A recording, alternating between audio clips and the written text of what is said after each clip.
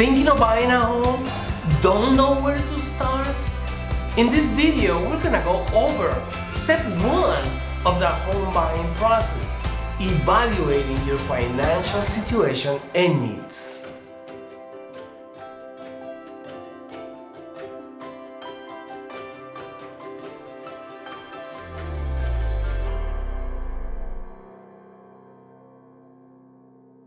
Hi, we are my Sweet Casa real estate team in Arizona, focusing in the Northwest Valley.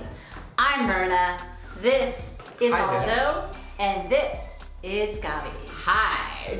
Are you thinking about buying a home? The process can be overwhelming, but it shouldn't be that way. You should be able to enjoy that ride. Yes, and that is why we're here. We have broken down the home buying process into 8 crucial steps. Click on the links below to view the entire video series, and at the end, we'll provide you with a free first-time homebuyer's guide. Don't forget to like this video, subscribe, and ring that bell. Let's get started with step 1. Now, Aldo always says, everybody pays a mortgage. He always says that. The question is, whose mortgage are you paying? When you're tired of paying other people's mortgage and you're ready to purchase a home of your own, you will have to review your finances. And that includes monitoring your FICO scores, your savings, knowing exactly how much of a mortgage you could afford, review your employment history, and your family needs. Wow, that's a lot. So It let's break that down. Let's talk about step 1, monitoring your credit. It's one of the crucial steps in order for you to purchase a home is understanding what your FICO scores are and monitoring that credit report. Right. Yes, so what exactly is a FICO score, Aldo? Well, Gabi, you can think of your FICO score as a summary of your credit. And what it does, it measures how long you have had credit, how much credit you have, how much credit is available for you to use, and whether you pay on time or not. Important. And there are 3 credit bureaus that report your credit, and those are Equifax, TransUnion, and I always forget the other one. What's the Experian. Experian. Yeah. All right, so where could one access their FICO scores? There's actually a lot of great resources where you can find that. One of them is creditkarma.com. Your banks, they offer many times your credit scores for free. I personally like myfico.com. They offer you all 3 credit scores, and I've been using them for years. At the end of the day, whatever resource you choose, you just want to make sure that they pull those 3 credit scores from those 3 bureaus that Aldo mentioned. So we have 3 credit scores from the bureaus. What is, at this point, a good FICO score in order to purchase a home? Well, that is a very good question, Gabi. In an economic downturn, FICO scores can range from 620 to 640 and sometimes even higher. And in a healthy economy, FICO scores can go down as much as 580 FICO scores. Wow, that's great. I guess really the goal is to just be able to understand what your FICO scores are and monitor that before you purchase that home. Now let's talk savings. How much does one really need? 10,000, 15,000, how about 20,000? Well, not as much as you think, Gabi. Simply and plain, there are costs associated when purchasing a home from the beginning of the contract throughout the entire transaction period. Now, although you mentioned costs, there are several to be aware of. There's the earnest deposit, inspections and appraisals, down payment, and other closing costs. Correct. Yeah, so let's talk about the earnest deposit. When your offer is accepted, the contract requires you to bring in an earnest deposit. That's negotiable, but typically for the first-time home buyer, you're looking at about $1,000. Well, then you have the inspection fees, and that can cost somewhere up to $500 for the first-time home buyer. Then you have the appraisal fee, which can go as much as $600. That has been our experience. Yeah. Yes. So let's go ahead and address the elephant in the room. Down payment and closing costs. Yeah. A lot of people feel that they need to bring in a large down payment, like 20%, and if they don't have it, they can't buy a house.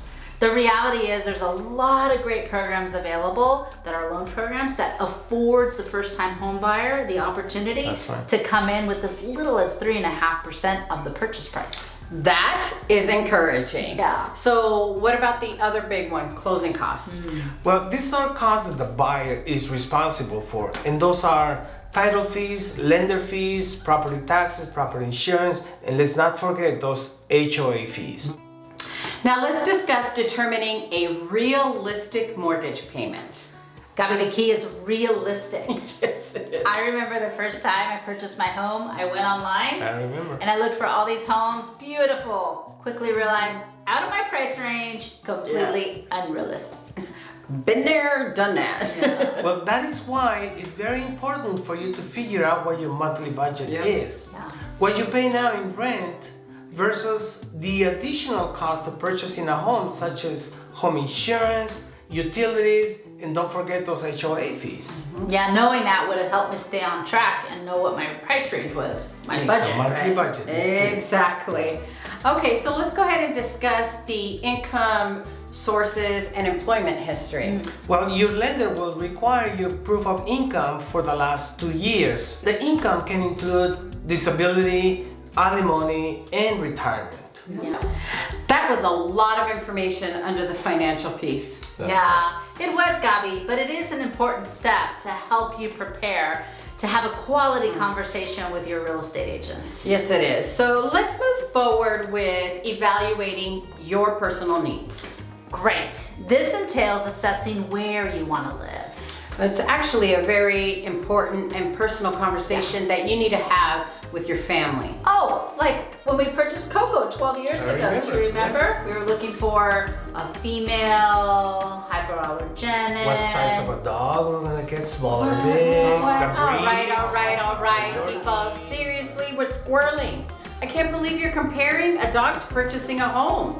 Well, Gabby, similarly to a dog, there are many decisions to consider when purchasing a home. For instance, where do you want to live? What type of neighborhood are you looking for? Are schools important to you? Do you need to be close to work? And of course, the most and exciting part of the search is your home. Are you looking for 3 bedrooms, 4 bedrooms? Do you need a den or an office? Do you need a pool? To help identify what your needs are versus what your wants are, what are the deal breakers when you're looking for a home? So why is that even important, Aldo?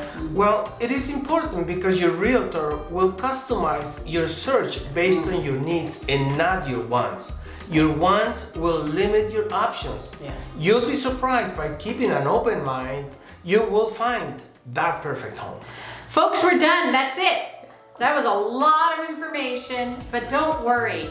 That's why working with an experienced real estate team like My Sweet Casa is important. We will minimize that confusion and get you into the path of owning your own home. We'll help you through this process by breaking down each step.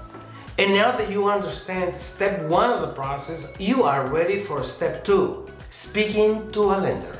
So now you're ready to click that link below and also download our free home buyer's guide. Thanks for watching. Don't forget to like us, subscribe, and ring that bell.